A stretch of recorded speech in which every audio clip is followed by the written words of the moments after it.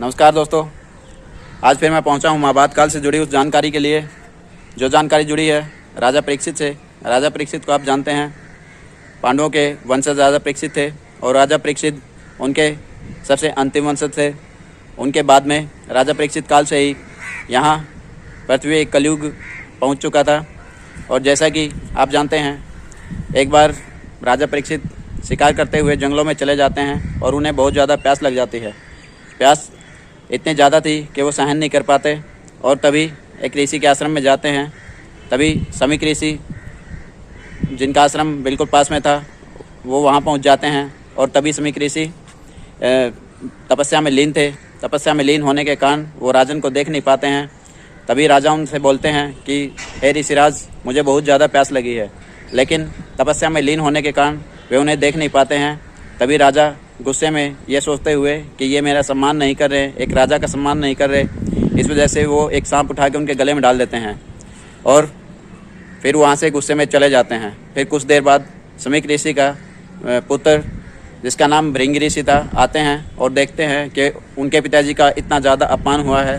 तो वो ये सोचते हैं कि महाराजा परीक्षित ऋषियों का अपमान करते हैं, वो ऐसे ऋषि संतों का अपमान करते रहेंगे, इसलिए वो उनको श्राप दे देते हैं कि हे राजन, आप आज से 8 दिन बाद ही मर्त्यलोक को प्राप्त हो जाओगे।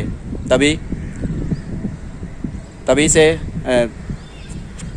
7 से 8 दिन यानी 8वें दिन वो मर्त्यलोक को प्राप्त हो जाते हैं। राजा परीक्षित के मरने के बाद उनका जो पुत्र था आत्मंजय, वो यज्ञ करता है, जिसके यज्ञ का नाम सर्प दमन यज्ञ था। और उस सर्प दमन यज्ञ में सारे सांप आके अपने आप ही आके गिरने लगते हैं और पूरे संसार का इस तरह पूरे सांपों का अंत होने लगता है। जिस सांप ने महाराज को काटा था उसका नाम तक्षक था। तो इस तरह सारे नष्ट होते हैं और वो उनके पुत्र सोचते हैं कि तक्षक भी आके उसी में जल जाएगा। लेकिन तभी भगवान श्री कृष्ण आके यज्ञ को रोक देते हैं और बोलते हैं कि अगर तुम ऐसे ही करते रहोगे तो इस संसार में सभी सांपों का सर्वनाश हो जाएगा। तो आज मैं उसी जगह पे खड़ा हूँ। देखिए नाग चैत्य मंदिर सर्प दमन जो यज्ञ किया गया था वह सभी सांपों को नष्ट करने के लिए किया गया था। भृंग ऋषि के श्राप के बाद में राजा परीक्षित 8वें दिन ही तक्षक नाग के द्वारा काट लिए गए थे। जो नाग के काटने से उनकी मृत्यु हो गई थी। तभी से उनके पुत्र ने, आत्मंजय ने, यह सोचा कि एक ऐसा यज्ञ किया जाए कि जिसमें इस संसार के सारे सांप जलकर भस्म हो जाएं। तभी वहाँ सर्प दमन यज्ञ किया गया था।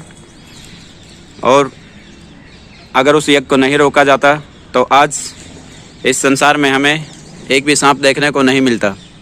इस जगह का महाभारत काल में बड़ा ही महत्वपूर्ण स्थान रहा है। चलिए दोस्तों, उम्मीद करता हूँ कि राजा परीक्षित से जुड़ी हुई महाभारत काल की ये जानकारी आपको पसंद आई होगी। अगर आपको जानकारी पसंद आए तो वीडियो को लाइक और शेयर ज़रूर करें और सब्सक्राइब करना ना भूलें, ताकि आगे आने वाले वीडियो आप तक आसानी से पहुँचते रहें। Thank you.